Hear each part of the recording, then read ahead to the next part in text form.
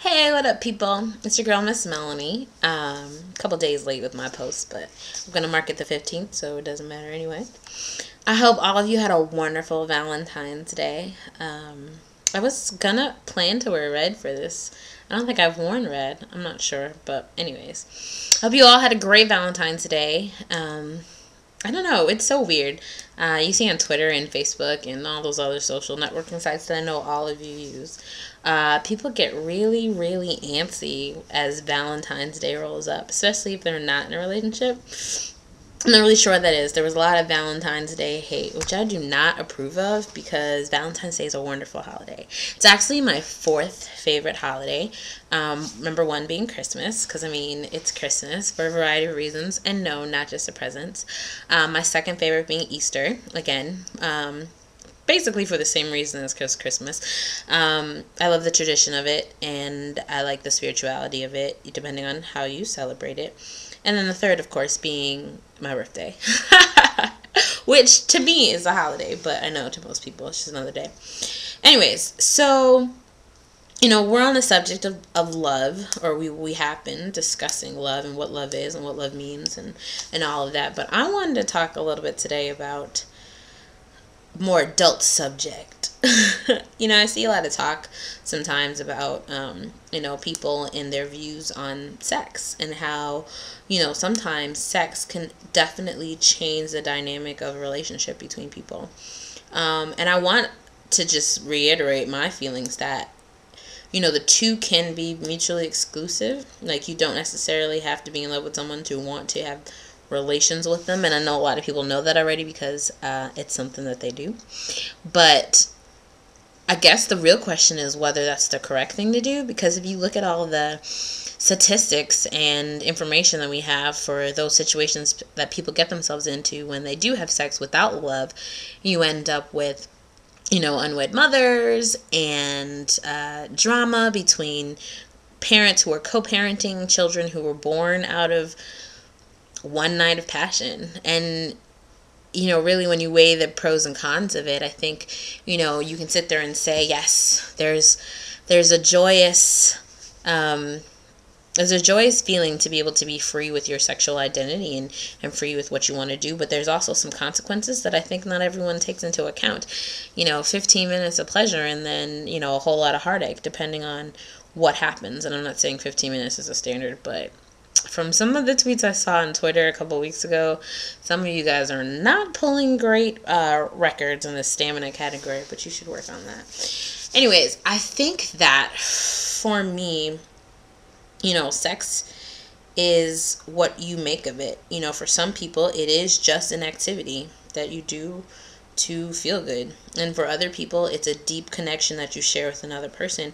And I'm not here to judge on which of those thinkings are correct or ways of thinking are correct, but definitely it's important for people to find people who match their idea of what that is, because that's where we run into troubles. It's the expectations that we set up for each other that really determine the scope and just the way our relationships work. So I think what I want to make clear for everyone is that you need to make clear to whoever it is that you're having your relationships with, whether they're platonic or more, exactly what your expectations are. Because if you don't, then you run the risk of heartache. And I'm not saying you should go into everything completely planned, because things happen. Things develop, things change, you grow, and all those things need to be taken into account as you pursue a relationship with anyone, be it a friendship or more, because it's really important for us to know ourselves before we try to learn someone else. And I think a lot of people don't take that time, and they jump into situations or they jump into things without really knowing what the consequences are, because they don't really think about them. I mean, I am all for pleasure. I'm all for feeling good and, just being happy with what I have and the things that make me happy.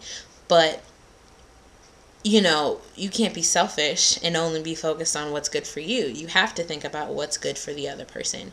And it would be great if everyone came with instructions on how to deal with them. But really, it's down to communication. If you really want to have deep deep relations with someone, it's about intimacy more than it is about the physical contact. I mean, if you really want to make love to me, you really need to get into my mind. Like, it's more about how we connect intellectually, emotionally, mentally, than it is physically. Because, I mean, if you press the right buttons, the right things will happen, regardless of who you are.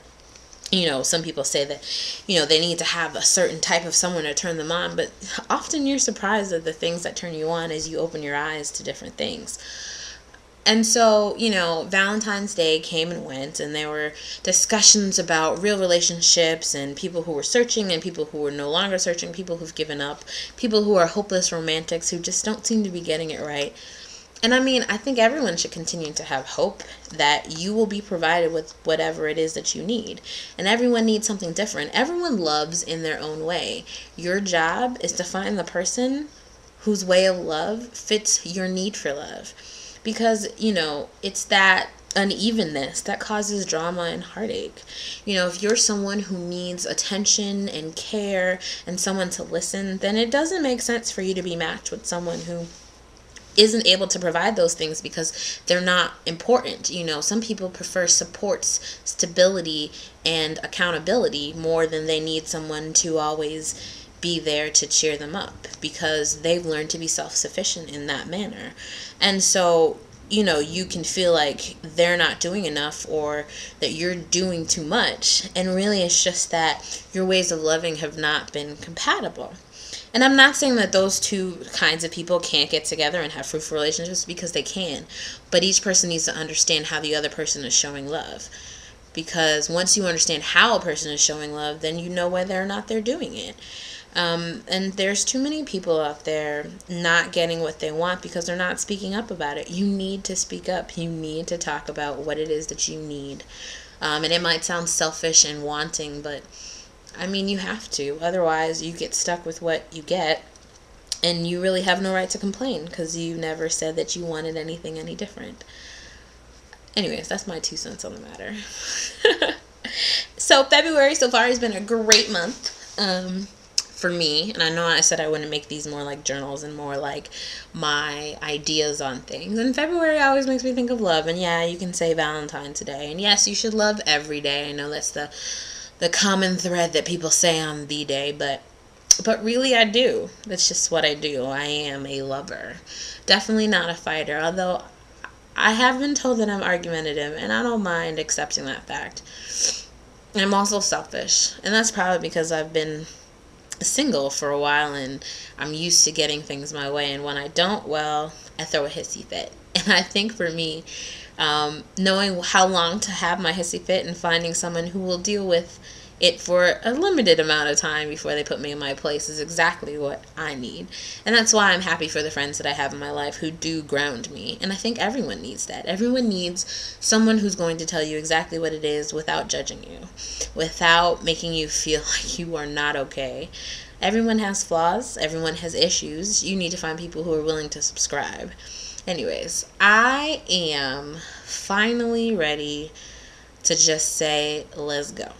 I'm ready to go out into the world and apply everything that I'm sharing here with you to the next person who's willing to take that leap with me. And so, second month is halfway through, and happy Black History Month to those of you who relish the fact that we have a month dedicated to the wonderful things that African Americans and blacks everywhere, or Africans everywhere, have been able to provide to the world. I think there have been some great contributions from every race, and I think that Black History Month is a great way to celebrate that. And I wish every culture had their own month, and really you can do what you can to spread the knowledge that you know, because I think another thing that we lack is the ability to remember what happened in the past so that we don't repeat it in the future, unless we're planning to build on it and make it better, which should be our goal. You should be aiming to become better, stronger, wiser, and reach that potential that I know is embedded in all of us. So, as we move on to the second half of February, I hope all of you are doing wonderfully and everything is going great. And if it's not, that you're making the strides you need to make sure that happens. Anyways, this is your girl, Miss Melony, saying bye-bye. And I hope you guys are doing great. Always remember, comments, questions are always welcome. Feel free to drop one in the box. Talk to you later. Bye.